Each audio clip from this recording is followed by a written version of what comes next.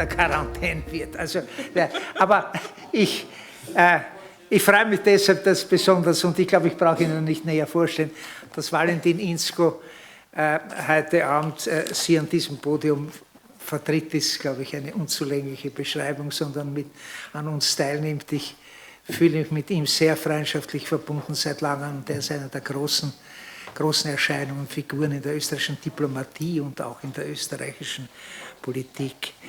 Ich möchte auch sehr herzlich begrüßen, und jetzt komme ich von Ihnen aus gesehen zu meiner linken Seite, die Frau Claudia Rudolph. Sie ist mit Slowenien in einer besonderen Weise verwachsen und verbunden. Sie unterrichtet dieses Land, diese Sprache, seine Kultur an der Universität in Wien. Sie gehört zur Wiener Universität, hat aber eine weite, breite Erfahrung im akademischen Bereich. Und wir sind sehr froh, dass wir Sie als Expertin heute Abend auch hier in unserer Runde haben. Und dann last but not least die Martha Stocker. Die Martha Stocker ist, das lesen Sie aus der Einladung, aber Sie wissen, dass sie war jahrelang in der Regierung, in der Südtiroler Landesregierung, und von damals stammt eine Verbindung über Jahre zwischen uns, und wir freuen uns sehr. Ich kenne wenig Leute, für die die Frage der Volksgruppe und der Ethnizität in ihrem Bestand und ihrer Zukunft eine Herzensfrage ist. Nicht nur eine Frage der Politik im rationalen Sinne, sondern auch eine Herzensfrage ist. Meine Damen und Herren, erlauben Sie mir vielleicht noch ein paar Sätze zu dem Thema. Der Begriff der Diaspora ist Ihnen wahrscheinlich bekannt. In einem allgemeinen Verständnis bezeichnet ein Phänomen, das in der Geschichte weit zurückreicht. Die Wurzeln waren eigentlich religiöse Wurzeln.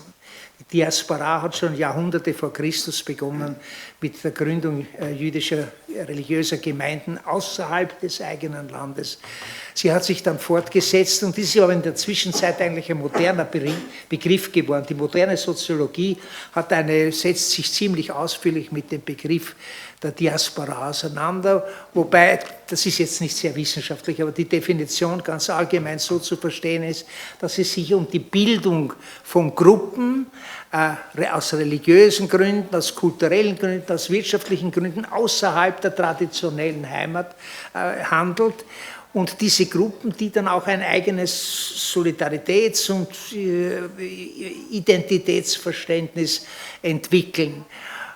Wir haben also weltweit Diasporen, und die Diaspora ist auch heute noch eigentlich ein Paradigma der globalisierten Welt. Die Ursachen der Diaspora sind vielfältig: Vertreibung, Migration, aber auch das Bedürfnis, sozusagen in eine Welt hinauszugehen und in dieser Welt sichtbar zu werden.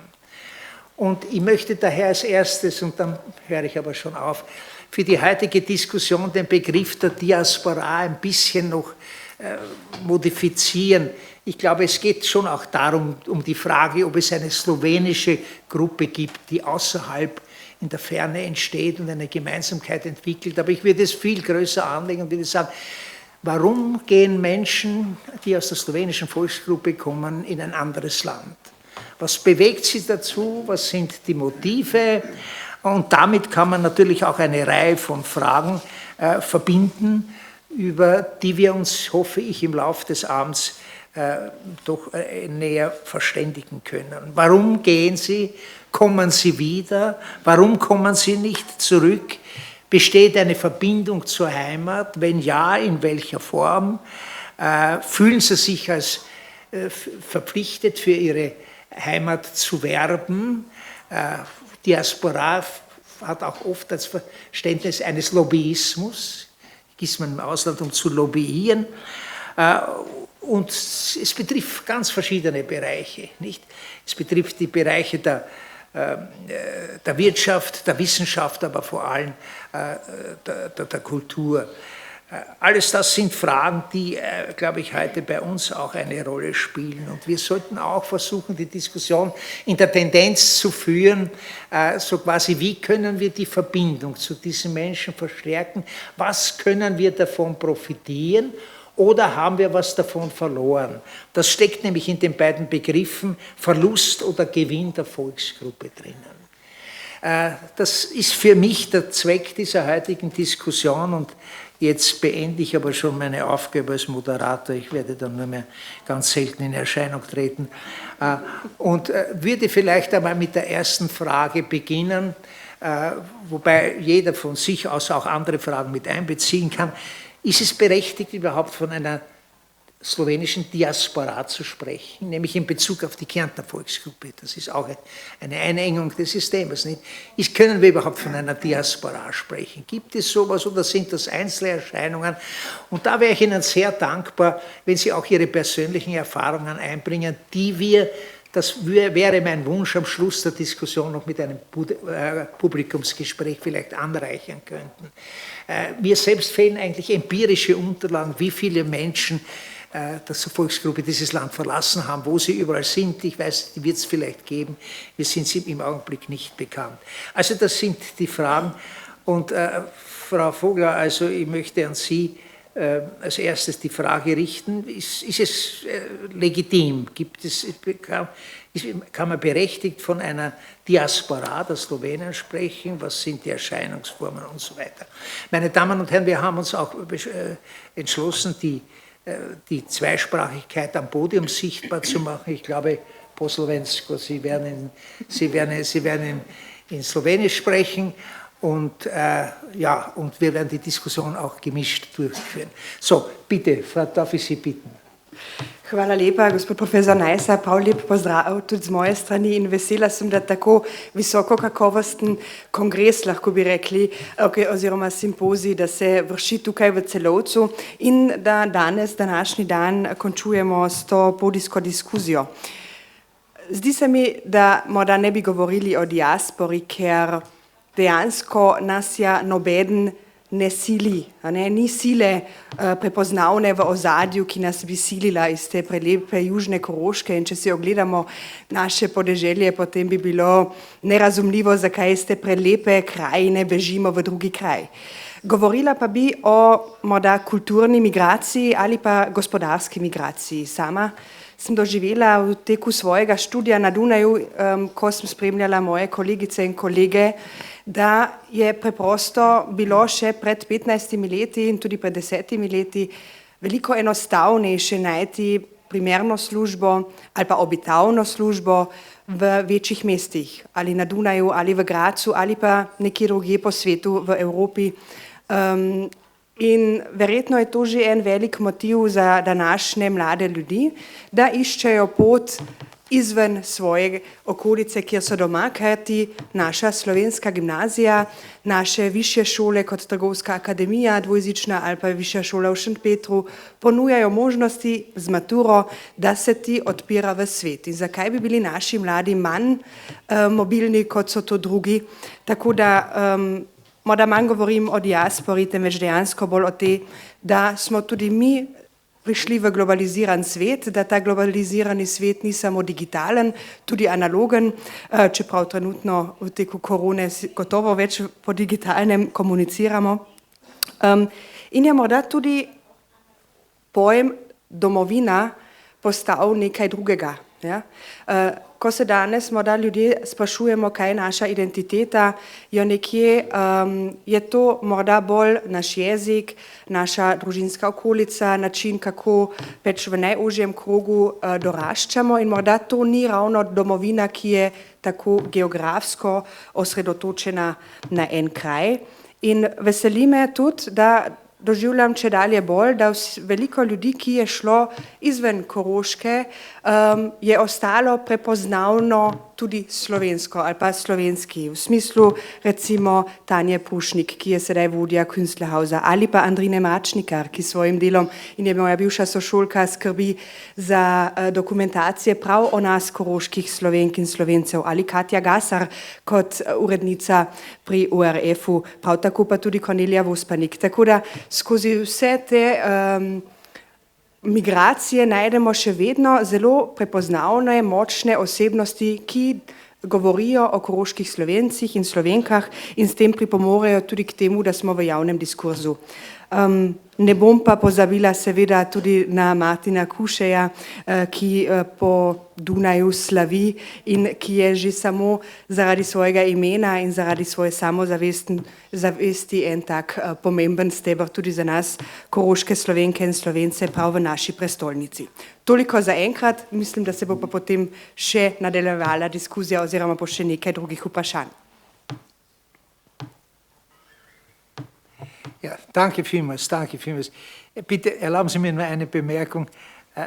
Von meiner Sicht her ist, wenn ein Mitglied der slowenischen Volksgruppe nach Wien geht, das noch keine Diaspora, sondern er befindet sich in seinem eigenen Land, in seiner Heimat. Ich glaube, das ist völlig klar. Aber Sie haben natürlich diese Verschiedenheit der Motive sehr dargestellt und ich möchte dann auf einiges noch zurückkommen.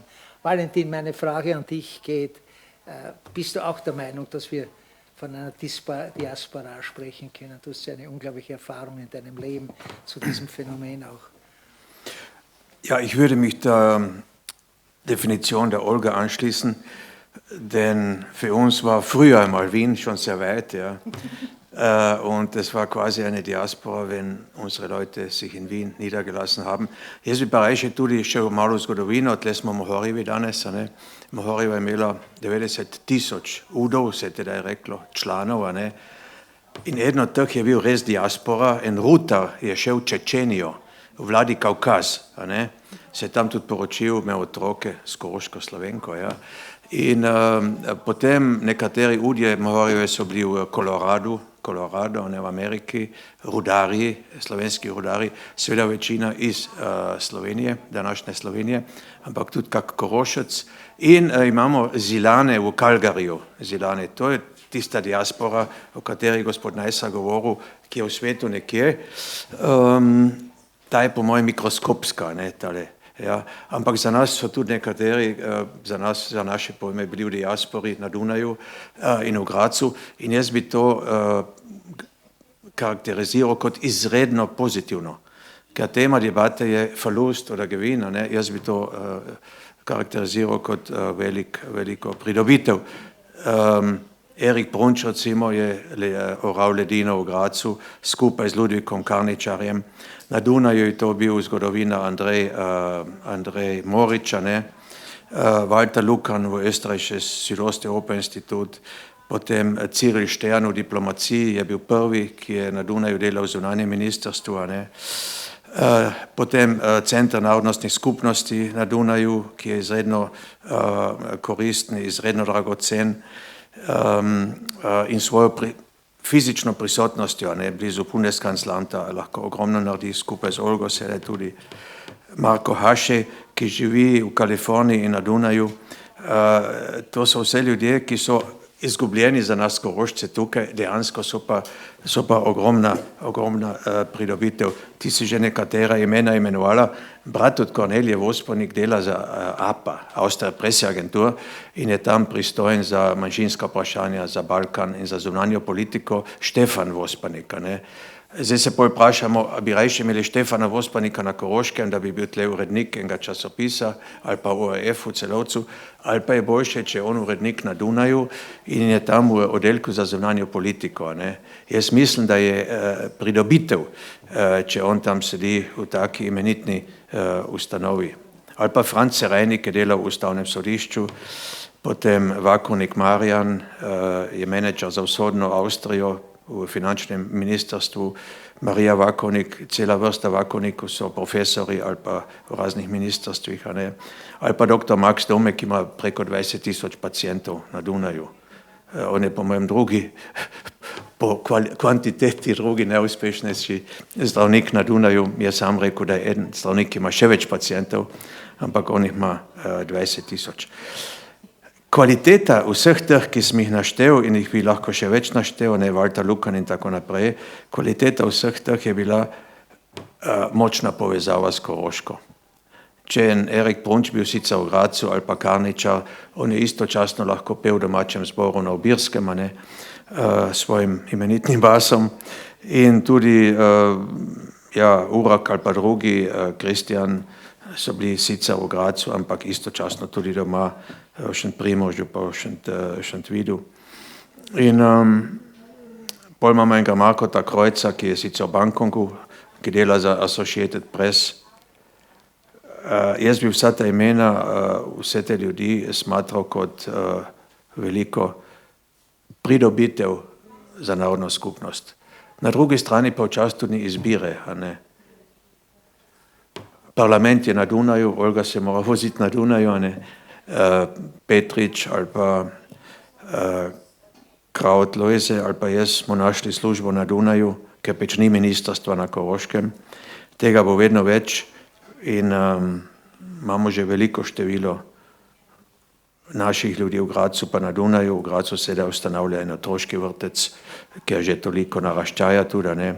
Jaz to gledam pozitivno in tudi smo slišali gospoda Tomažiča, kaj so tu lahko šanse digitalizacije pa povezanosti, ker on se vseeno, ali sediš v Šentvidu ali pa na Dunaju ali pa v Svečah ali pa kjerkoli, ti si lahko vedno povezan isto sekundo pravzaprav z domovino in tudi lahko koristiš svoje narodni skupnosti. Torej, da zaključim moje kratko uvodno izlaganje, Gewinn oder Verlust, ne, na vsak način po mojem en pridobitev za narodno skupnost, ker to potem spet pride nazaj, ne.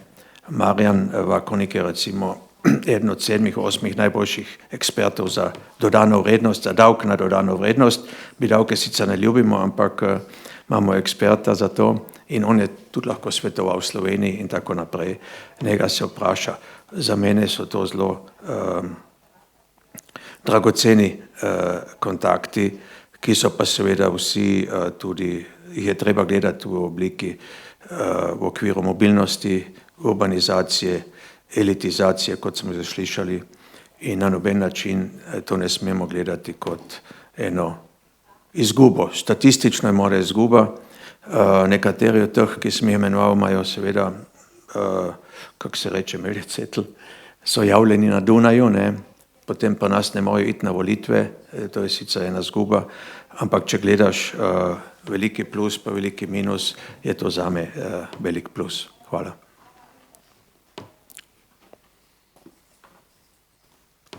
Valentin, danke vielmals. Frau Kollegin Rudolph, ich möchte an Sie eine Frage richten. Die Frau Professor Vakonik hat gestern in ihrem Einleitungsreferat auch interessanterweise das Problem angesprochen, was die Universitäten so quasi bieten an slowenischer Ausbildung in einem weiteren Sinne, nicht nur Sprache, sondern Kultur und darüber hinaus. Die Kathrin Steiner-Hämmerle hat heute auch noch einmal darauf hingewiesen, dass bei Frauen, die Kärnten verlassen, der Anteil der Frauen höher ist als der der Männer. Hat das eine besondere Ursache? Vielleicht wäre es möglich, dass Sie haben einen sehr breiten Zugang zu dem Thema, auch auf beide Fragen mal kurz eingehen. Herzlichen Dank. Dober večer. Veselim se, da sem se vam lahko pridružila in da prispevam svojimi idejami k tej temi. Dejstvo je, da jaz že več kot 30 let ne živim več na Koroškem, ampak da sem čustveno zelo povezana z manjšino. Najprej, da odgovorim na prvotno vprašanje, izraz diaspora. Lahko strinjam se z izjavo gospe Foglauer. Tudi jaz bi govorila o gospodarski migraciji, ki pa nažalost še dan danes tudi obstoja. Osebno sem na Pravni fakulteti Univerze na Dunaju in kot bom nadaljevana, moj stik z manjšino je večinoma prek študentov in če jaz potem koroške Slovence, Slovenke vprašam, ko se bliža konec študija, ali bi se radi vrnili, ali imajo možnost vrnitve, jih marsikdo reče, da bi se radi vrnili, ampak da ni možnosti. S tem res lahko zdaj iz svojega delovanja to potrdim, kar je gospa Foglauer rekla. Zdaj, naslednje vprašanje, tudi jaz sem prepričana, da mi nismo izguba, če smo pridobitev, je to seveda, zdaj sama za sebe to ne želim oceniti, ampak jaz sem prepričana, res globoko prepričana, da vsaka koroška Slovenka, vsak koroški Slovenec, ne glede kje živi, ali je v Gradcu, na Dunaju, na Tirolskem ali v Indoneziji, torej pač izven območja manjšine lahko v okviru svojih možnosti živi identiteto in že s tem, da živi svojo identiteto, lahko doprinese k okrepitvi manjšine. Že na ta način, da poveča vidnost te manjšine. In če se morda nekomu zdi, no ja, Dunaj je res v 3 urah si na Dunaju, ampak še zdaj, še leta 2020, je možno srečati ljudi na Dunaju, ki mislijo, da člani manjšine živijo večinoma blizu meje Slovenije.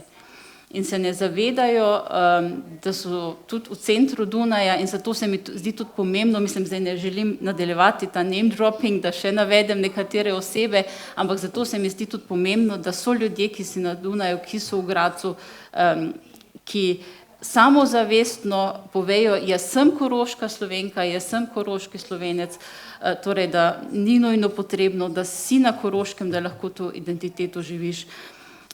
In da zdaj grem še malo bolj detajl na vaše vprašanje, kako jaz pravzaprav prispevam k temu, da povečam vidnost oziroma da mogoče tudi malo omogočam povečanje samozavesti koroških Slovencev.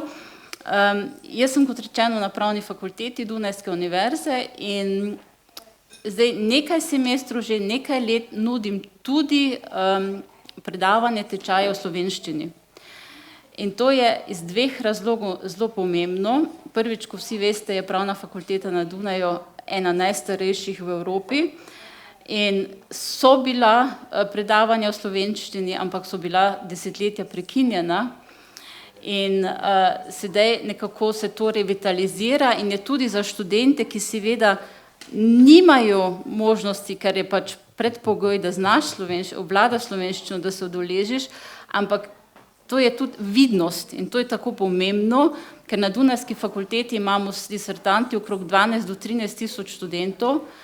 Dunajska fakulteta je zelo mednarodna fakulteta in da se vidi, da obstaja slovenščina in tudi, ker je cel kup Erasmus študentov, ki jih imajo, prek tega spoznajo pravzaprav, da živi manjšina na Koroški in to sem tudi prej s tem mislila, da je samozavest potrebna in ker je s tem tudi povezano lobiranje. Torej, jaz doprinesem svoj delež v svoji stroki s tem, da pač ponudim čim več v slovenščini.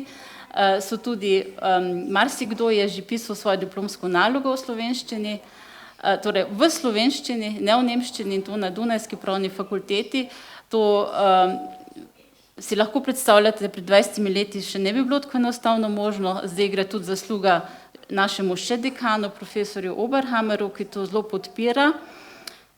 To je ena stvar in drugo je, torej eno je nudenje oziroma ponudba akademske izobrazbe v slovenščini na Dunaju in drug je pa kontakt z Slovenijo na tej ravni. O tem lahko kasneje še seveda govorimo, če vas zanima, ampak tudi publikacija o slovenskem pravu v nemščini in o nemškem jeziku o slovenskem pravu. Tudi to je zelo eno področje, ki ni nepomembno, sploh v času globalizacije. Hvala.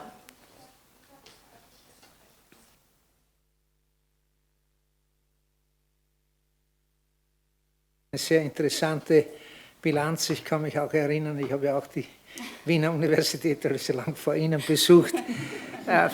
Wir haben weitgehend auf der Universität, nachdem das ist eine Folge schon des Zweiten Weltkrieges gewesen, die Sensibilität für die Frage gehabt, dass Recht letztlich auch in einer Europäischen Union entsteht, die über das Deutsche hinausgeht, die andere Sprachen mit einbeziehen soll und letztlich auch Recht als Kultur, als Element der Kultur berücksichtigen soll. Frau Stocker, Sie kennen Kärnten sehr gut, Sie kennen die Volksgruppe besonders gut, Sie kennen Südtirol auch sehr gut. Was sagen Sie dazu? Also zuallererst einmal muss ich sagen, ganz großes Kompliment, Karl, Martin, an euch für die Organisation dieser Veranstaltung. Ich habe unglaublich viel gelernt und ich gehöre sicher nicht zu jenen, die ganz black hat, das heißt also ohne jede Vorkenntnisse über Minderheiten hierher gekommen sind, sondern zu jenen, die doch einiges wissen, aber das, was ihr hier geboten habt, also das hat wirklich dazu beigetragen, noch einmal einen Schub in diese Richtung für mich zu ermöglichen. Deshalb vielen herzlichen Dank dafür. Das zum Ersten. Zum Zweiten, ich denke, es sind alle Dinge schon angerissen worden und wichtig angerissen worden und eben auch darauf hingewiesen worden, dass Minderheiten, und das gilt nicht nur für Minderheiten, sondern wahrscheinlich für alle, die an den Rändern etwas leben, und das seien halt vielfach Minderheiten, dass sie halt auch wegziehen müssen, weil nicht alle Angebote für sie in diesem ländlichen Raum vorhanden sind. Und das gilt auch für einen Raum, der wirtschaftlich unglaublich prosperierend ist, wie Südtirol genauso wie für Südkärnten. Was der Unterschied zwischen Mehrheit und Minderheit ist, wenn sie wegziehen aus diesem Raum, ist, dass natürlich die Volksgruppe anders darunter leidet als die Mehrheitsbevölkerung. Denn wenn von der Volksgruppe immer mehr Leute wegziehen, dann ist natürlich auch die Volksgruppe mehr in Gefahr als die Mehrheitsbevölkerung. Und insofern, glaube ich, war es so wichtig, dass was wir heute zum Schluss im Vortrag jetzt muss ich schauen, also von Hansi, kann ich das so sagen, Tomacic gehört haben, diese Möglichkeiten, die sich jetzt eröffnen durch die Digitalisierung und durch die Regionalisierung, weil wir erleben hier jetzt total positiv in verschiedensten Bereichen eine Re-Regionalisierung. Wir merken wieder die Stärken der Region und das fängt also beim Essen an, das geht beim Wohnen weiter und das hat letztendlich dann auch mit dem zu tun, was wir wieder Neubeheimatung auch nennen. Und da haben wir eine totale Renaissance in diese Richtung. Und die Renaissance wird ermöglicht durch die neuen technischen Möglichkeiten. Und das finde ich für die Minderheiten eine unglaublich positive Botschaft, weil für sie dadurch natürlich auch die Möglichkeit wieder besteht, die eigene Gruppe dadurch wieder auch zu stärken. Und ich glaube, dass ganz, ganz wichtig ist, dass die Kärntner Sloweninnen und Slowenen, die auf der ganzen Welt herum sind und nicht nur in Wien oder in Graz oder wo auch immer, dass es auch vielleicht ein verstärktes Netzwerk gibt untereinander, wo man, wir haben das so mit den Südtirolern in der Welt, wir haben es mit den Südsternen, also die sich da zusammengeschlossen haben. Ich denke, das ist auch ein ganz starkes Netzwerk, das immer wieder auch, ja, so wie Botschafter und Botschafterinnen in der Welt für dieses Gebiet auftreten. Und ich glaube, was auch noch ganz wichtig ist, dass ich zunehmend merke, also je länger ich jetzt wieder da bin in Kärnten, also ich habe schon das Gefühl, dass es eine stärkere Identifikation jetzt wieder mit diesem Lande gibt. Und dazu haben wahrscheinlich durchaus auch politische Veränderungen beigetragen. Und je stärker es die Identifikationsmöglichkeit zum Land ist, umso stärker werden die Botschafter und Botschafterinnen und umso stärker wird auch die Minderheit. Und ich nehme als ganz positives Beispiel jetzt also die Ausstellung in Völkermarkt, die ganz einfach dazu beiträgt, dass dieses Land eben nicht nur Kärnten, sondern auch Koroschka ist. Und ich glaube, wenn es gelingt, stärker auch in diese Richtung gemeinsam, Volksgruppenangehörige und Mehrheit, zu arbeiten, dann ist das eine unglaubliche Stärkung für dieses Land, für Österreich, das ja in seiner Namengebung ja keine Nation in den Vordergrund stellt, sondern eigentlich das Übernationale zum Ausdruck bringt, sondern es ist eben auch eine ganz große Stärkung für die Minderheit in diesem Land. Und ich sehe da schon sehr große Möglichkeiten, wo alle dann auch gefordert sind. Wir haben vorhin, Hansi Tomacic und ich, kurz über Neuseeland geredet. Er war ein halbes Jahr in Neuseeland, ich 3 Monate. Und wir haben einfach dort auch gemerkt, wie stark dieses Land auch dadurch geworden ist, dass es die Maori-Kultur jetzt sozusagen zur eigenen Identität als ganz stärkendes Element dazu genommen hat. Und diese Chance sehe ich für hier auch und dank der Digitalisierung auch die Möglichkeiten, dass man wirtschaftlich auch andere Möglichkeiten im Raum hat. Denn eines, das muss ich zum Schluss auch noch sagen, ist für jede Minderheit von essentieller Bedeutung, dass sie zumindest für einen Teil der Bevölkerung die Möglichkeiten hier im Lande hat. Wir werden es nie schaffen, das ist ganz einfach in einer Welt, die eine geworden ist, ganz selbstverständlich, dass jeder auch die Möglichkeiten nutzt, auf der Welt Erfahrungen zu sammeln. Also insofern wird es nie so sein, dass alle hier bleiben, aber für viele diese Möglichkeit besteht, dass man eben auch wieder hier die Arbeit haben kann. Das ist auch wichtig für das Überleben einer Volksgruppe. Wir sehen es in Südtirol zum Beispiel bei den Ladinern ganz stark. Die Ladiner waren eine Volksgruppe, die wenig auf sich selber gehalten hat, die auch also durchaus im Bedrängnis war, weil sie sehr viel Arbeit außerhalb suchen mussten. Die sind jetzt die wirtschaftlich stärksten. Die 2 Täler, Gadertal und Gröden, sind in Südtirol die wirtschaftlich stärksten. Und das stärkt natürlich auch die Volksgruppe, ganz klar. Und insofern die Möglichkeiten der wirtschaftlichen Entwicklung eben auch im eigenen Umfeld ganz sicher ganz wichtig und die Möglichkeiten bestehen jetzt umso mehr.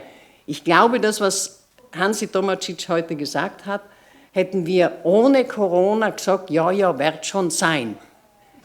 Dank Corona glauben wir es. Ja, danke, Frau Stocker. Das ist ein ganz wesentlicher Aspekt, den Sie angesprochen haben. Die Regionalisierung.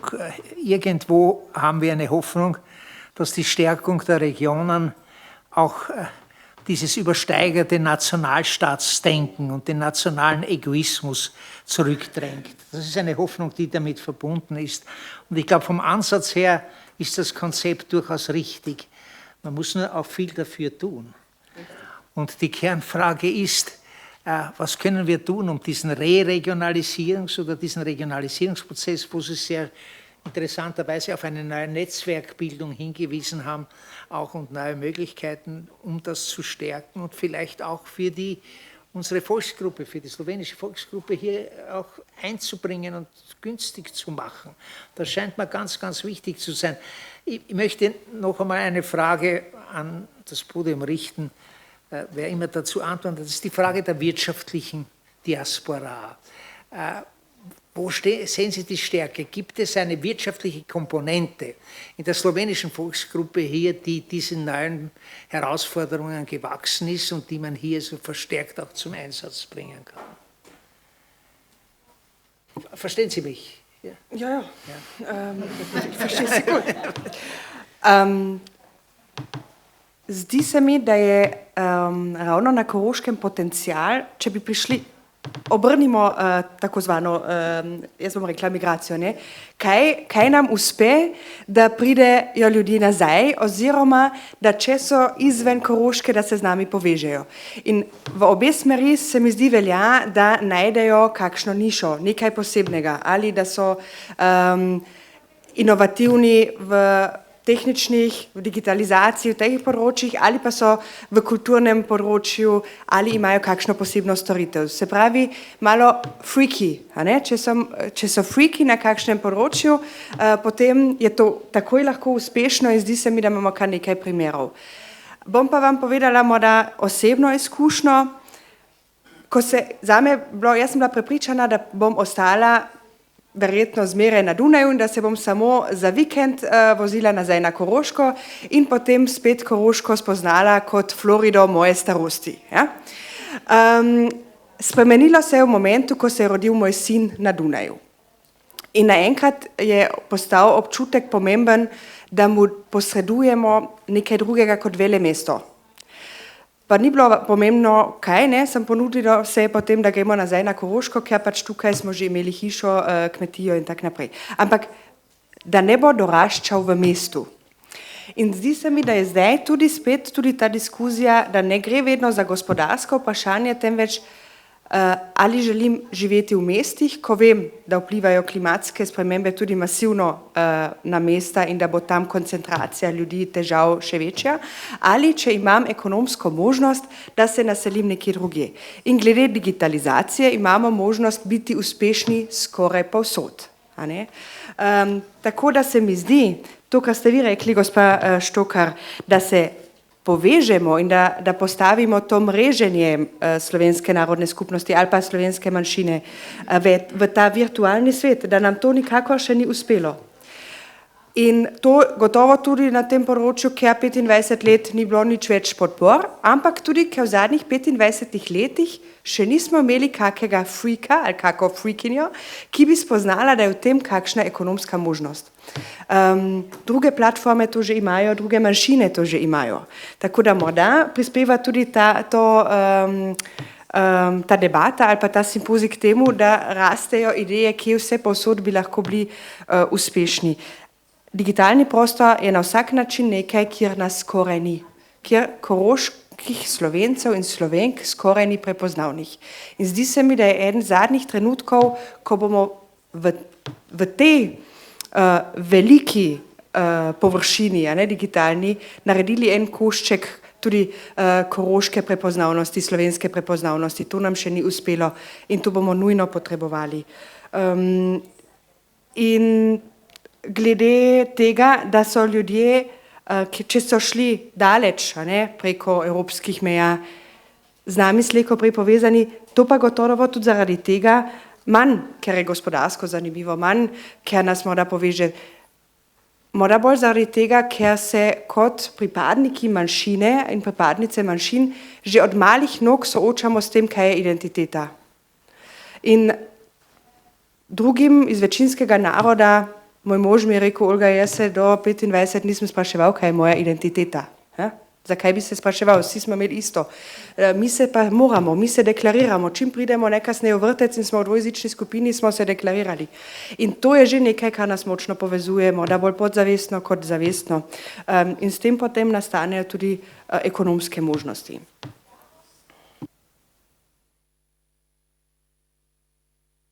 Ja, danke vielmals. Valentin, ja, ganz kurz. Also wir haben als Kärntner Slowenen sicher nicht die klassische Diaspora wie die Juden zum Beispiel. Nicht? Wir haben keinen Rothschild im Ausland, keine Milliardäre. Es gibt auch nicht die 50 Millionen Iren. Wir haben nicht 50 Millionen Slowenen im Ausland oder irgendwelche große Investoren. In dem Sinn gibt es sowas nicht wie wirtschaftliche Diaspora der slowenischen Volksgruppe, eher im kulturellen Bereich, im wissenschaftlichen Bereich. Ja. Ich möchte auch noch sagen, dass das Wort Diaspora auch bedeutet Zerstreutheit, ja, also Raspršitev. In dem Sinn ist auch Wien eine Diaspora oder Graz, ja. Aber natürlich nicht in dem Sinn wie Israelis oder in Mesopotamien, als man irgendwo im Exil gewesen ist, in der Diaspora. Ja, es entstehen aber natürlich große Betriebe hier in Kärnten. Wir haben die ersten Millionäre hier im Inland, ja, nicht im Ausland. Und die Volksgruppe ist auch wirtschaftlich viel stärker, als sie einmal gewesen ist. Vor allem ist aber ihre größte Stärke die intellektuelle Stärke. Also, ich glaube, man sollte bei der Sehnsucht nach Millionären vorsichtig sein. Überhaupt in dieser Situation hier. Und ich glaube auch, dass es gestern ja mehrfach gesagt wurde in vielen Referaten, die intellektuelle Stärke, die geistige Stärke Das ist alles, und ich glaube, darin liegt auch die Zukunft in einem Land, in dem, das muss ich auch ganz offen sagen, Sie werden wahrscheinlich meine Meinung gar nicht teilen, Banalisierungsphänomene immer stärker in Erscheinung treten. Das ist, wir leben in einer Vereinfachung der Gesellschaft, die furchtbar ist, die auch antiintellektuell ist. Und ich glaube, da muss man heute Gegengewichte aufbauen. Und Frau Vogler, ich verstehe, dass also Kärnten für Sie das Florida Ihres Lebensphase sein soll. Beim Begriff Florida müssen Sie ein bisschen aufpassen, weil dort fährt der Trump auch gerne hin. Den haben wir ja nicht extra eingeladen nach Kärnten jetzt. Sagen Sie, was Kärnten ist... Mit seiner slowenischen Kärnten Frau. ist es wert, allein auch zu werden. Und da möchte ich noch auch etwas sagen. Sie haben ja viele Persönlichkeiten, die auch beeindruckend sind. Ich meine, für mich ist das, was die Cornelia Vespernik macht als Journalistin, beispielsgebend. Durch die Präzision der Sprache, durch eine Struktur der Präsentation, durch eine Klarheit. Das ist auch klar. Bitte, und wenn jemand als Burgtheaterdirektor nach Wien geht, muss er ja überhaupt bereit sein, ein Himmelfahrtskommando zu übernehmen. Denn das wünsche ich dem Martin Kuschei nicht. Aber das Schicksal aller dieser Direktoren ist sogar in der österreichischen theaterwissenschaftlichen Literatur mehrfach beschrieben worden. Aber das sind Leute, die auch Mut haben. Das muss man auch sagen. Frau Rudolph, ich möchte nur auf einen Satz noch zurückkommen. Der hat mich, wahrscheinlich stimmt er, aber ein bisschen irritiert. Sie haben gesprochen über die Rückkehr und haben gesagt, viele Menschen, denen man fragt, warum sie nicht zurückkehren, sagen, es gibt keine Möglichkeiten. Ja, woran liegt das? Ich stelle nur die Frage, liegt das nicht auch an der Volksgruppe selbst, die versuchen sollte, positive Signale zu geben, eine Einladung in einem weiteren Sinn auszusprechen? Also ich kann, oprostite, jaz lahko govorim samo za pravnice in pravnike in gre konkretno recimo za mesta, izobraževalna mesta pri odvetnikih, pri odvetnicah, ja, ki jih ni, ki jih enostavno na Koroškem ni, oziroma jih je izredno malo glede na število, ki želijo iti to pot odvetništva. Isto velja za notarje in notarke in tudi sodnikov, sodnic ni veliko, poleg tega prostih mest. In poleg tega je to, kot vemo, v okolišu Gradca, ločitev pade bolj v Gradcu kot v Celovcu glede tega. In kar se tiče pa gospodarstva, v tem vidim malo možnost, če pride do izboljšanja gospodarskih razmer na Koroškem, na privatnem sektorju, da bo tam več možnosti za pravnice v podjetništvu. Ampak za te klasične poklice so mi študenti rekli, da se v naslednjih letih nekako za sebe ne vidijo perspektive. Tako da vidim jaz pripravljenost pri absolventih, ampak trenutno še ni ponudbe o klasičnih poklicih.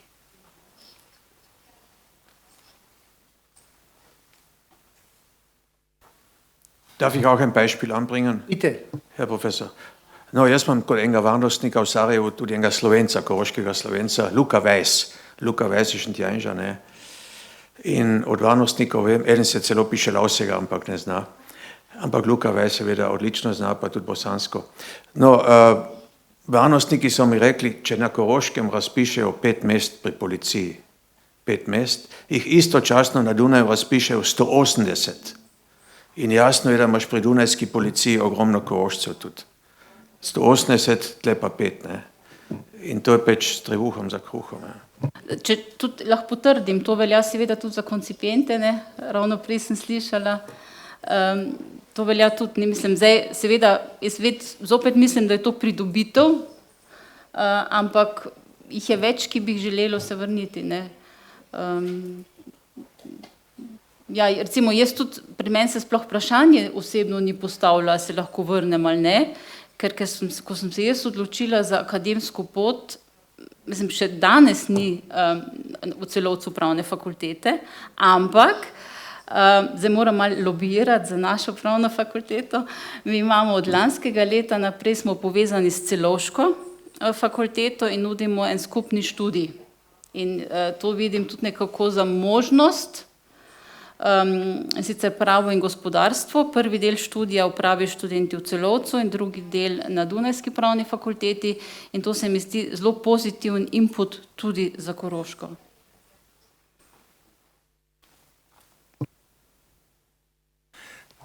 Durchaus, ich glaube durchaus. Und ich hoffe sehr, dass sich auch im universitären Bereich etwas bewegt. Nicht? Ich habe ja die Entstehung der Universität Klagenfurt auch in den 60er Jahren miterlebt. Es war eine gewisse Turbulenz und eine Vielfalt von Vorstellungen, die dann alle nicht realisiert werden konnten. Aber das scheint mir wichtig zu sein. Aber darf ich jetzt vielleicht noch einmal auf die Frage eingehen, was können Sie von Ihrer Seite tun, um so quasi diese Kommunikation, diese Verbindung, diese Darstellung der Möglichkeiten, geht wohin, kommt aber wieder zurück, verstärkt auch ins Bewusstsein einzubringen? Das ist, entschuldigen Sie, darf ich noch etwas sagen? Verstehen Sie mich nicht falsch, aber in gewissen Zeitpunkten heute ist es für wichtig, wenn man auch strategisch zum Denken anfängt. Und ich glaube, es wäre nicht uninteressant, was Sie über die Wirtschaft gesagt haben, ist ja hochinteressant. Und wir haben es jetzt gestern zum Teil gehört und heute auch, das einmal in einem strategischen Konzept zusammenzufassen. Und das erzeugt schon Bewusstsein. Sie brauchen dann nur einen fortführenden Dialog. Entschuldigen Sie bitte. So, meine Damen und Herren, ich darf übrigens Sie herzlich einladen, an der Diskussion zu beteiligen. Bitte. Ich habe 1, Frau Professor Wakonik, 3, Frau Mecher, ja. Bitte. Geht's?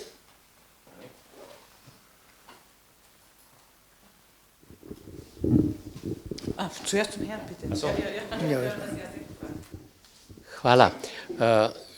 Jaz bi gospod Klaudijo Rudolf vprašal, tukaj na Koroškem vemo, da je samo še en sodnik, ki posluje v slovenskem jeziku.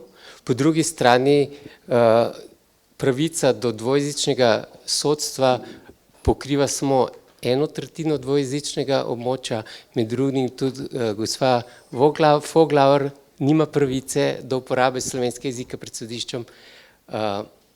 Vidimo, da je na Dunaju možno diplomirati v slovenskem jeziku. Kako bi vi to pojasnili, to čudno situacijo, prosim?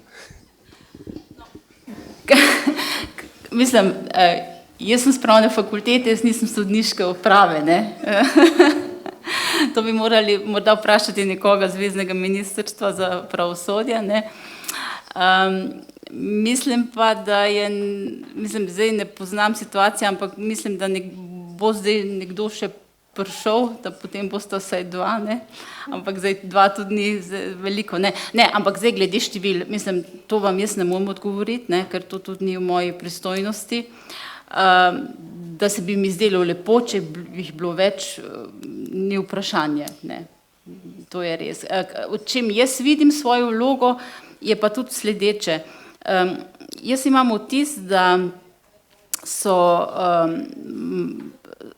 koroški Slovenci, koroške Slovenke po maturi, ki jih pač jaz poznam na fakulteti, ne, da so samozavestnejši, kot pa sem recimo jaz bila. Jaz sem vedno vedela, da sem koroška Slovenka, ampak jaz to nikdar nisem tako propagirala. Če me kdo vprašal, je bilo to, mislim, to je bilo jasno, da sem in sem zastopala svoje stališča. Sedaj mladina se mi zdi pozitivno bolj ekstrovertirana, samozavestna, ampak kljub temu se mi zdi pomembno, da jim tudi pokažeš, da recimo, da malo pojasnim, da jim nekako poveš, da recimo je slovenski pravni red prav tako pomemben kot pa avstrijski pravni red, ne, da je to lahko, da je to obogatitev zanje, če malo spoznajo tudi slovenski pravni red in da je tudi pravni slovenski jezik zelo pomemben. In v tem je lahko tudi moja pomoč, ne, ali pa moj prispevek, ker jezik je pa za pravnice pač vse, ne, v bistvu. Mislim, seveda argumentacija to, ampak jezik je pomemben. In tle želim še nekaj povedati, kar se mi tudi zdi pomembno, da smo se, ker smo malo govorili o povezanosti, ki je potrebna, ne, majhna povezanost mi je uspela, da smo se povezali slovenisti na Univerzi na Dunaju In to je zelo zanimivo, ne? Če imaš študente slovenistike in študente prava, ker imajo zelo različen dostop seveda do jezika in do prava in je za nas vse, tako da v majhnem poskušam, ne? Ampak glede mesta sodnikov, sodnic pa vam jaz ne morem odgovoriti. Ja. Ich möchte mein Statement in deutscher Sprache machen, der Einfachheit halber. Und zwar, ich gehe auf 3 Sachen ein. Zunächst einmal zum Begriff Diaspora. Ich habe ihn gestern ganz bewusst verwendet, und zwar nach reiflicher Überlegung, nachdem ich die Einladung gesehen habe. Denn die Diaspora ist eine Folge der Migration. Das ist ganz wichtig. Diaspora können Sie nicht gegen die Migration ausspielen. Ich kann erst eine Diaspora bilden, wenn ich vorausgegangen bin. Das heißt, sie ist die Folge, und als Historikerin bin ich sehr, sehr terminusgebunden. Ich unterrichte auch sehr viel im Theoretischen, und deswegen habe ich es ganz bewusst gewählt. Also bitte hier, das ist nicht auf Sprache hin und her gehen, sondern es ist einfach, wenn jemand rausgeht, verstreut er sich draußen. Und ich würde sagen, wir haben eine tolle Diaspora in Wien. Ich gehe nur zu slowenischen Ärzten, zum Dome, ja. Wir hatten einen tollen slowenischen Zahnarzt, das war der Jaklic. Ja, der ist jetzt leider ordiniert nicht mehr. Wir sind alle unter großem Stress, welchen Zahnarzt wir jetzt suchen. Wir haben gemeinsame Ärzte, das heißt, oder ich werde manchmal angerufen von irgendwelchen slowenischen Studenten, weil sie etwas brauchen. Es tut mir furchtbar leid. Da ja so was nikoli nisem spoznala, alle haben gewusst, ich bin Slowenin, ampak nisem vedela, da ste vi Slovenka. Me razumete? Se nikoli nisva povezali. Meni je to tako žal, ampak morda danes zdaj uspe, od danes naprej. Ja, von mir alle wissen, dass ich Slowenin bin, und jetzt komme ich zur Beschäftigungsmöglichkeit. Aufgrund meines Namens, ich komme aus einer Familie, die mehrere Mitglieder hat, und ich hatte Schwierigkeiten, eine Beschäftigung in Österreich, also hier in Wien, in Klagenfurt zu bekommen. Ich hätte mich 2-mal beworben. Da wurde mir bedeutet, beim 2. Mal dann, einen Wakonik an der Klagenfurter Universität vertragen wir, eine zweite nicht. Das wurde mir vorher schon gesagt. Und an der Universität Wien, dass ich dort tatsächlich eine Anstellung bekommen habe, das verdanke ich Professor Leitsch deswegen, weil er in 3. Ehe mit einer Slowenin verheiratet war. Ich hätte diesen Job nie bekommen, nie. Obwohl ich eine der höchsten Ausbildungen hatte, ich habe in Mindestzeit studiert, mein Doktorat abgeschlossen, ich war mit 26 Jahren dreifache Akademikerin ohne Möglichkeit auf eine Beschäftigung. Aber der war an meiner Qualifikation interessiert, vor allem aber an meiner Sprache, also meiner sprachlichen Qualifikation. Ich kann heute sagen, ich verdanke meiner Muttersprache alles. Alles, was mich ausmacht, dass mich dieser strenge Herr gefördert hat, ein Leben lang. Deswegen meine ich schon, es gibt, und ich weiß ähnliche Fälle, viele Slowenen haben Schwierigkeiten, eine Anstellung zu bekommen. In dem Moment, in dem man in der österreichischen Verwaltung weiß, und ich weiß auch, dass viele nicht mehr zurückkennen, weil das sagt man, den braucht man nicht. Ich sammle alle diese Dinge, weil ich werde einen Aufsatz verfassen, und zwar, wir haben gestern vom symbolischen Kapital praktisch gesprochen. Das ist überhaupt nicht symbolisch. Die Realität schaut so aus, also die informieren sich ganz genau, was hat diese Person gemacht, und die Digitalisierung, so sehr wir sie mögen. Ein Knopfdruck und Dr. Google sagt alles und sagt auch das Falsche. Deswegen meide ich, über sonstige zu viel Information im Internet zu haben, weil das auch unter Umständen falsche Informationen generiert. Das war mein 2. Punkt.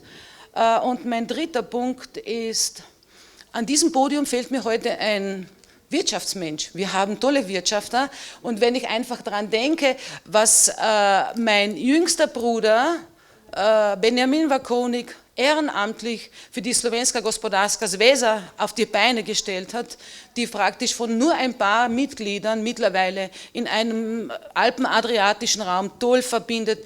Also dann würde ich sagen, wir sind gut aufgestellt, nur wir wissen das einfach nicht. Und ich habe ja gar nicht gewusst, dass Claudia Rudolph aus Kärnten kommt. Sie war povezana na univerzi.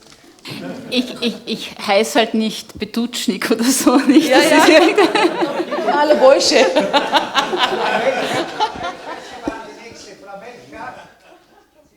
Melden Sie sich nicht mehr. Ja, ich habe Sie schon registriert. Bitte, ja, die familiäre Nähe spielt eine Rolle. Daher kommen Sie gleich da. Bitte. Ja.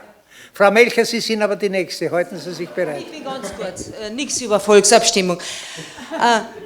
Ich wollte Richterin werden, habe draußen in Wien mein Gerichtsjahr gemacht und während des Gerichtsjahres, der Dr. Kramer war damals in dieser Ausbildungskommission und hat uns zu bedeuten gegeben, nur so viel, dass ihr wisst, wir wissen alles über sie.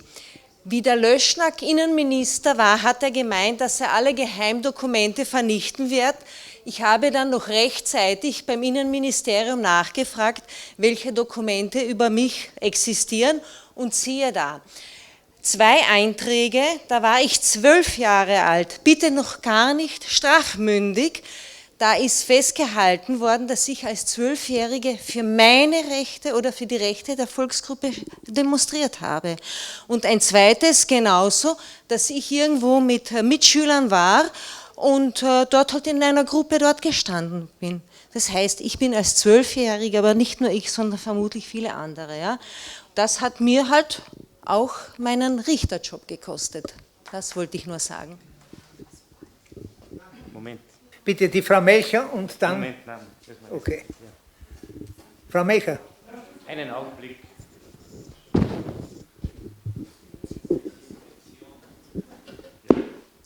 darf keinen angreifen. Ich tue spucken. So. Diese Leute, die hier sitzen, mit denen habe ich ja keine Probleme. Aber bei uns gibt es einen Polizisten, er ist allerdings von meiner Verwandtschaft, und der hat ein Hitlerbuch.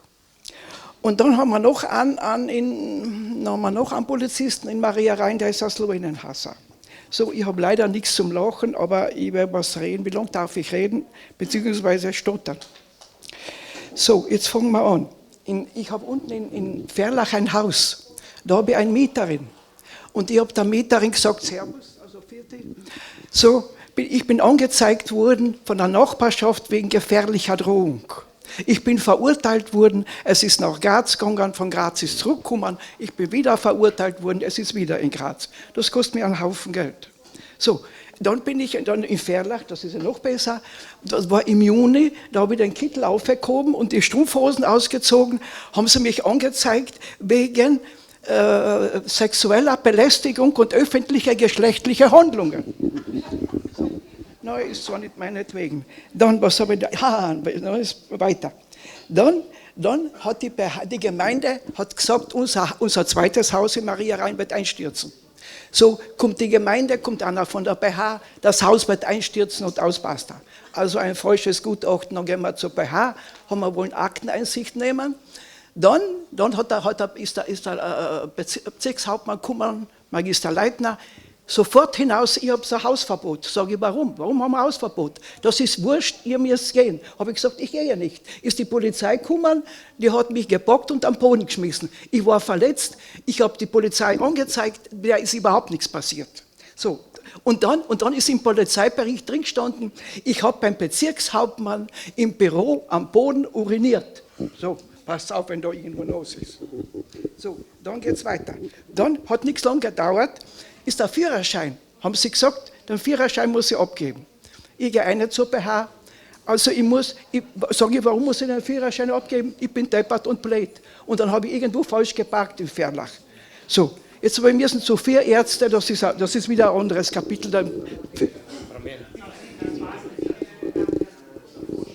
Zeitprotokolle reden wir 2 weiter. Na, weiter. So, dann habe ich müssen, dann hat es geheißen, ich brauche eine Sachwalterschaft. Ja. Das ist nicht durchgegangen. So, das muss ich erzählen, wer war von euch im Gefängnis? Wer? Sagt mir das. Ja, so. Gut. Ja, aber das gehört zum Thema Diaspora ja nicht.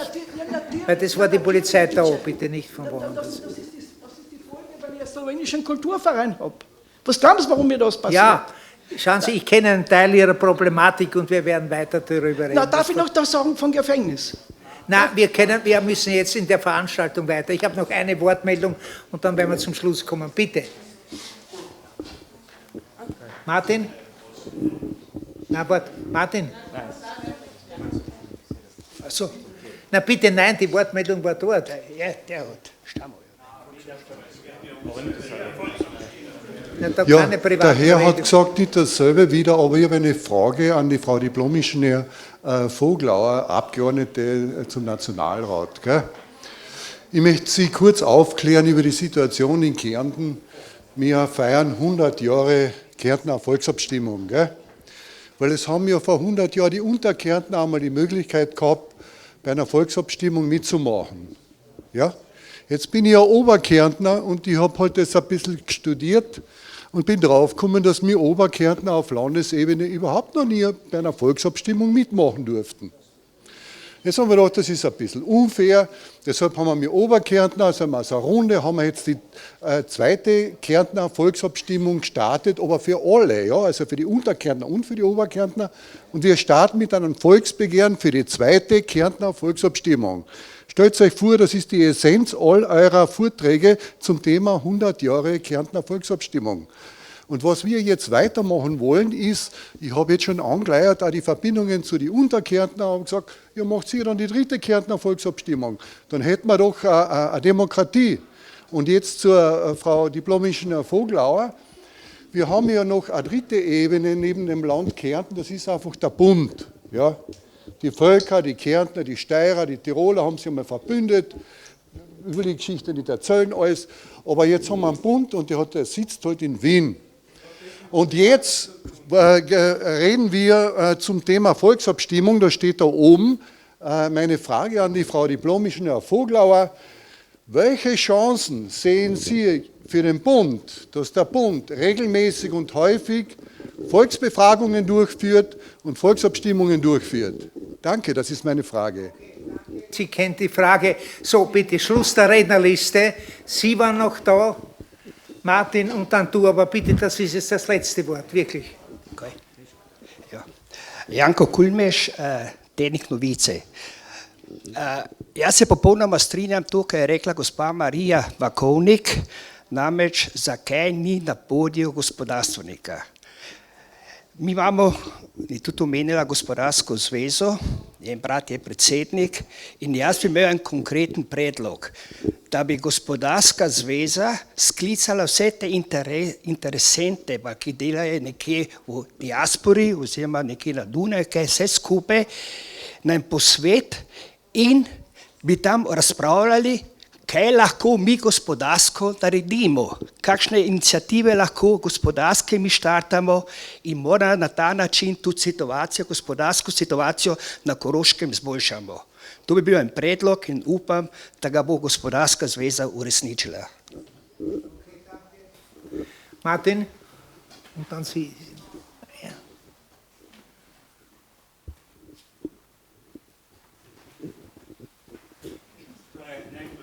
Vakovnikovih, mi smo dejansko razmišljali, ko smo sestavljali listo, a ne, potem smo pa kar imeli že Samota, potem Mirkota, potem Marijo Vakovnik, potem smo se pa tudi mislili, če gremo tako naprej, imamo pa družinski kongres. Torej, smo dejansko mislili tudi na Marjana, pravzaprav škoda, da ga nismo vzeli, ker bi tudi zanimivo bilo. To prvič. Drugič, govorimo o diaspori, jaz poznam Zablatnikovo družino, Voglauer družino zelo, zelo dobro in vi ste pravzaprav zame osebno tudi zgled, ker ste zelo trmasti. Trmasti v tem smislu, v pozitivnem smislu, skoraj vsi imajo mešan zakon pod narekovajem, so prišli z Dunaja, pa z Gradiščanske pa vse to in so se res naučili perfektno slovensko. Vsi nemško govoreči perfektno slovensko govorijo, celo narečje. Imamo tudi en primer Andreja Sperdaha, mislim, da je imel z Predarlske, ko je kot nemško govoreči prišel in jaz sem ga prvič videl v Belčovsu in je govoril perfektno belčovsko narečje. Jaz tega nisem mogel verjeti. In to bi tudi tak en zanimiv učinek bil pravzaprav, da bi ti ljudje iz diaspore se oženuli, prišli in poslovenizirali pod narekovajem v pozitivnem smislu zdaj, da bi pač res več ljudi slovensko tudi govorilo. In jaz imam tisti vtis, Imam tudi dve snahini, ki govorita nemško in sta vzljubile slovenski jezik in ta jezik srcem uporabljajo in to je tak en poseben fenomen, bi rekel, en pozitiven. To sem hotel čisto na kratko omeniti, da je tudi to možno. Danke. Bitte letzte Wortmeldung.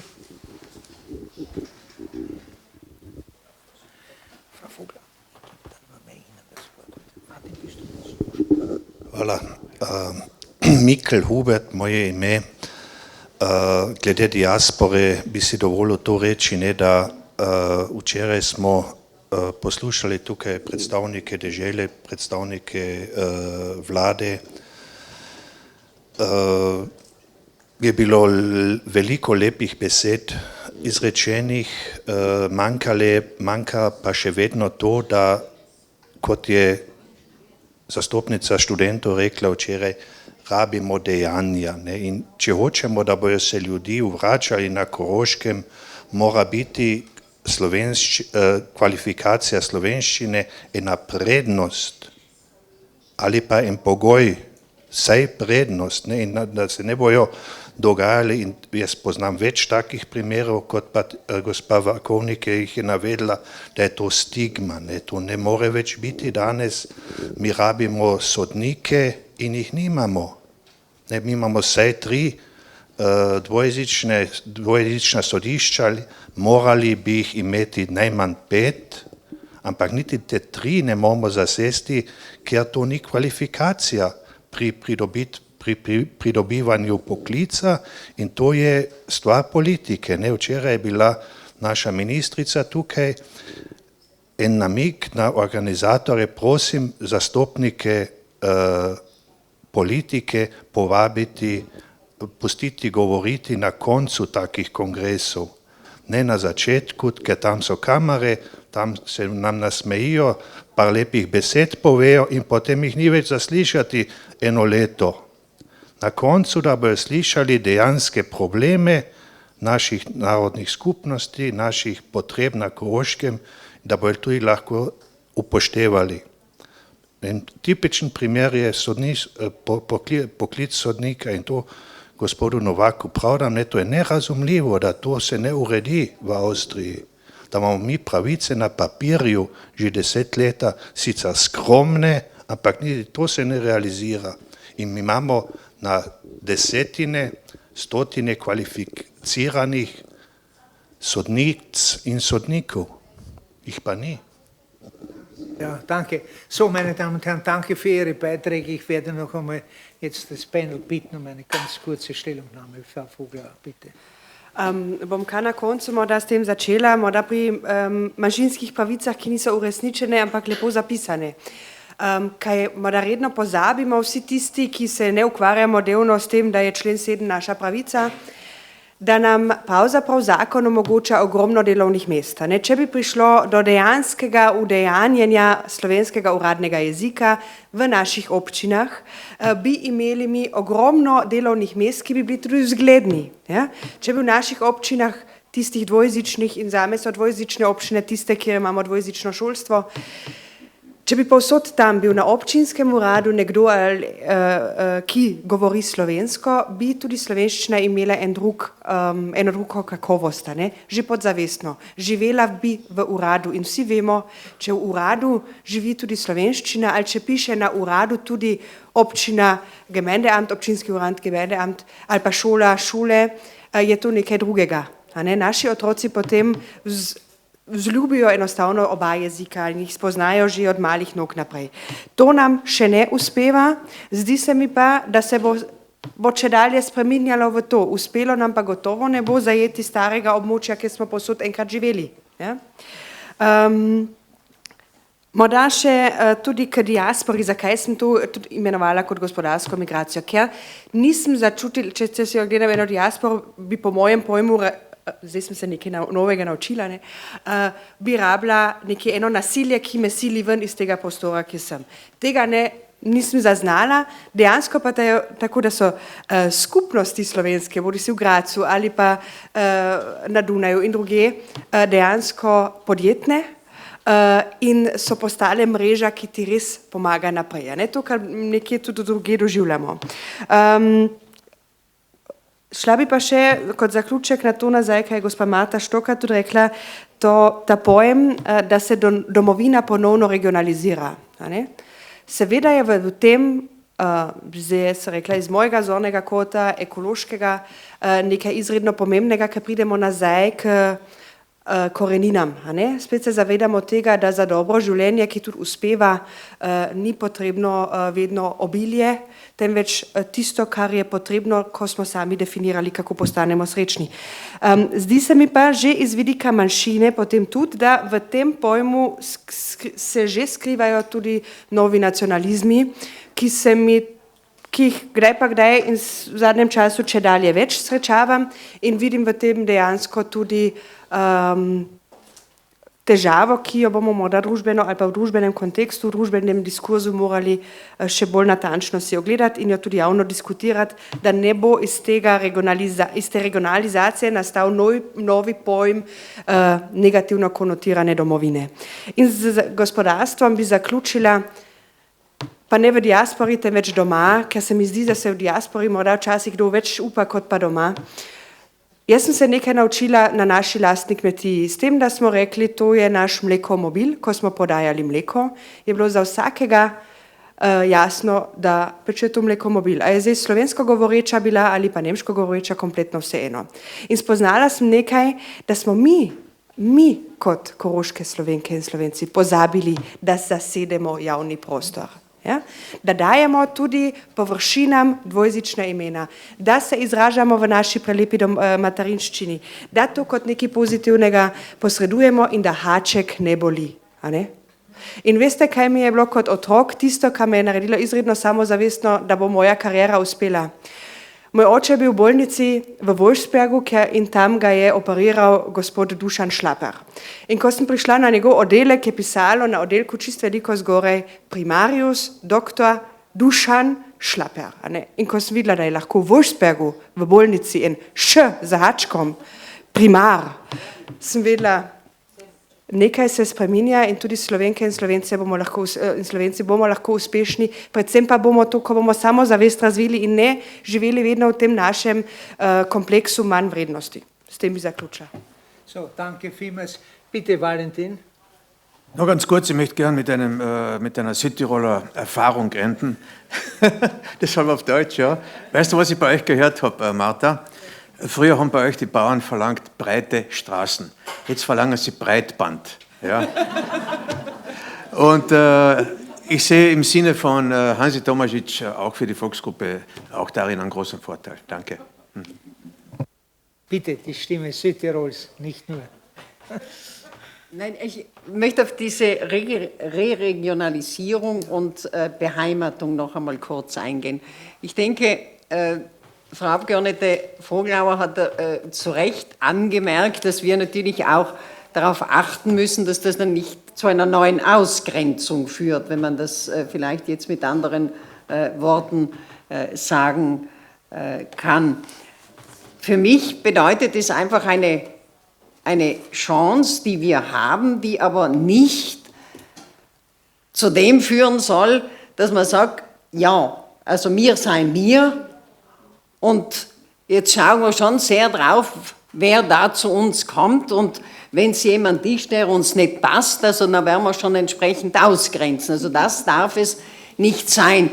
Also in der eigenen Heimat die Wurzeln empfinden und die Stärke, die sich aus diesen Wurzeln ergibt und dann auch sich einsetzen für das, was jetzt immer wieder die Nachhaltigkeit, also ich kann das Wort zwar fast nicht mehr hören, aber das würde einfach auch heißen, Verantwortung, die wir übernehmen für Mensch, Tier und Umwelt in diesem Einzugsbereich, in dem wir leben dürfen. Aber wenn ich sage für Mensch, dann heißt das natürlich eben auch, dass wir nicht ausgrenzen dürfen. Das, glaube ich, ist ganz wichtig und da bin ich dankbar also für die Anmerkung, weil das hätte ich nie so verstanden, aber es kann so verstanden werden und insofern war ich dankbar für diese Anmerkung. Sehe aber wirklich große Chancen, die wir haben, weil einfach wir wieder entdeckt haben, welcher Wert drin liegt. Wir schätzen alles viel mehr und mit der Digitalisierung, die natürlich auch alle ihre Nachteile hat, die wir heute auch gehört haben, aber auch die positiven Seiten und die Möglichkeiten, die wir nutzen sollten in der Vernetzung untereinander, in der Vernetzung vor Ort und mit der Welt. Da liegt schon einiges, denke ich, an Chancen für Minderheiten drin. Aber es ist richtig, dass wir sie nutzen müssen. Wir müssen auch etwas dafür tun. Jeder Einzelne und jede einzelne Volksgruppe. Frau Kollegin, wollten Sie noch? Ja, ich würde auch gerne ein Schlussstatement Bitte darum. abgeben. Bitte. Ja. Ich bin ja extra aus Wien angereist. Nein, jaz bi zaključek rada povedala, da mislim, da vsak, ki nima možnosti ali ne želi, ali kot rečeno, nima možnosti živeti na Koroškem, da lahko je pridobitev za manjšino, če samozavestno živi svojo dvojezičnost. Jaz tudi, moja izkušnja je v tem, da tem bolj samozavestno sem jo živela, tem bolj so me tudi respektirali. To je ena stvar. In kar ste vi rekli glede uradov, da zaključim z mojega področja, to bi pomenilo seveda tudi, da bi eden ali pa drug pravnik lahko se vrnil na Koroško in to tudi živel. Tako da to idejo zelo podpiram. Hvala. So, meine Damen und Herren, also wir sind jetzt am Schluss der Diskussion angelangt. Ich breche jetzt mein Versprechen von Anfang, mich nicht mehr in der Sache zu Wort zu melden, weil ich doch zwei, drei Sätze sagen möchte zum Verlauf der Diskussion und dann auch schließen will in einer größeren Perspektive. Meine Damen und Herren, ich halte die Diskussion über die Bezirksgerichtsfrage für eine ganz wesentliche Frage. Weißt du, Sie waren ja gestern hier zum Großteil, die Katrin Heiner-Hemmerle hat in der ihrer eigenen Zurückhaltung und Objektivität das Regierungsübereinkommen dargelegt. Da stehen natürlich etliche Sachen drinnen, über die man diskutieren muss, aber ich sage das jetzt den beiden Herren, die hier sich zu Wort gemeldet haben, ich trage Ihnen das vor. Es heißt zweisprachige Gerichtsbarkeit der Volksgruppen, Absicherung der zweisprachigen Bezirksgerichtsbarkeit im Siedlungsgebiet bei Zusammenlegungen von Bezirksgerichten im zweisprachigen Gebiet ist sicherzustellen, dass in den Volksgruppensprachen ein gleichberechtigter und leistungsfähiger Teil der österreichischen Justiz bleibt, dass in den Volksgruppensprachen ein gleichberechtigter und leistungsfähiger Teil der österreichischen Justiz bleibt. Das ist ein Versprechen. Und es hängt davon ab, was letztlich auch was wir daraus machen, aus dieser Versprechung. Es ist ganz klar, und Sie haben mit vollem Recht gesagt, da steht viel drinnen am Papier. Ich sage Ihnen auch ganz offen, ich weiß nicht, das ist meine Meinung, ich bin ja nicht in diesem Verhandlungskomitee gewesen, aber das ist schon sehr stark die grüne Handschrift. Ich kann mir bei anderen Parteien nur schwer vorstellen, dass Sie sowas hineinschreiben, aber da steht was drinnen. Das ist ein Programm. Und aus der Verpflichtung darf man sie nicht herauslassen. Und ich glaube wirklich, eine der Erkenntnisse der heutigen Veranstaltung wäre, dass wir jetzt gerade diesen Punkt zum Gegenstand machen einer, der Bischof hat das gestern so schön formuliert, aufmerksamen Begleitung der Entwicklung. Aufmerksamen Begleitung der Entwicklung. Das wäre, also das ist absolut notwendig. Und ich würde überhaupt empfehlen, ob es nicht aus Ihrem Kreis möglich wäre, eine Gruppe, eine Expertengruppe zusammenzusetzen, die also jetzt sich überlegt, wie das umgesetzt werden soll. Nicht? Das ist, ich sage Ihnen das, weil ich habe eine langjährige politische Erfahrung. Ich war vor Jahren noch, wie mein Freund Karl Smolle das Volksgruppenzentrum in Wien geleitet hat, in einer Gruppe drinnen. Wir haben eine komplette neue Legislative des Volksgruppenrechts gemacht, die wir dem Parlament vorgelegt haben. Das ist dort in der Lade verschwunden und nicht mehr erschienen im Parlament. Die haben uns aufgefordert, also in Entwürfe zu schicken. Das kann man sich nicht gefallen lassen. Und das ist für mich der Begriff der Nachhaltigkeit, auch im Politischen gesehen. Ja, das ist natürlich. Und ich glaube, um diese Sache muss man sich annehmen. Und das Zweite, und das scheint mir auch wichtig zu sein, auch Sie haben das am Schluss sehr schön gesagt, wir haben schöne Tagungen, wir reden und sagen, gut war es und es war ja richtig und dann gehen wir auseinander und ein paar Wochen später weiß keiner mehr, was da gesagt worden ist und was man eigentlich damit tun soll. Ich halte es wirklich für sinnvoll, das Thema ist ernst genug, gerade im Hinblick auf das, was auch hier gesagt worden ist, am Pendel hier. Ich glaube wirklich, dass ein neues Regionalisierungsdenken auch eine Änderung in den grundsätzlichen Zugang der Volksgruppen und der Ethnizität enthält. Das liegt drinnen, man muss sich nur darum bemühen. Und ich glaube, von diesem Prozess sollten wir nicht zurückgehen und wir sollten sie wirklich bitte entschuldigen, ich ist jetzt nicht der Rat, den ich dem Karl Renn gebe, ich bin nur ein kleines Rädchen in der Vorbereitung dieser Tagungen, aber wir sollten überlegen, wie ein Konzept, wie man das wirklich weiterführt und vielleicht sogar auch irgendeine strategische Orientierung, wie man Stück für Stück an das herangeht. Ich glaube, es ist ein Thema, das man nicht, zumindest nicht von der aktuellen Tagesordnung verschwinden lassen darf. Es muss jedes Jahr mindestens einmal oder zweimal präsent sein. Es gibt Medien, die bereit wären, das mitzutun. Wir haben einen Teil der Öffentlichkeit auf unserer Seite, da sind wir nicht, brauchen wir uns nicht überall nur beklagen. Und ich glaube, das ist eine große neue Herausforderung an uns alle und das würde dem Land gut tun, dem Land als Ganzes gut tun, wenn es hier mal einen Prozess gibt. Das wäre eine neue Form der Demokratisierung und einer neuen Sensibilität der Demokratie. Das ist ganz wichtig. Ich bedanke mich sehr bei allen Vortragenden hier an diesem Tisch mit mir das Schicksal dieser Diskussion geteilt haben. Frau Abgeordnete, viel Glück Ihnen auch. Sie haben einen schweren Job. Valentin, herzlichen Dank. Noch einmal, Frau Stocker, wir bleiben weiter in Kooperation und Frau Rudolph, ich hoffe, dass wir uns öfter sehen. Vielleicht finden wir noch gemeinsame Aktivitäten. Noch einmal herzlichen Dank. Ich bin nicht legitimiert, jetzt das Schlusswort der Tagung zu sprechen. Wie? Also gut, dann betrachten Sie meine Feststellung als Schlusswort. Danke Ihnen schön. Vala Lepa, kommen Sie gut nach Hause und erhalten Sie die Tagung in guter Erinnerung. Danke.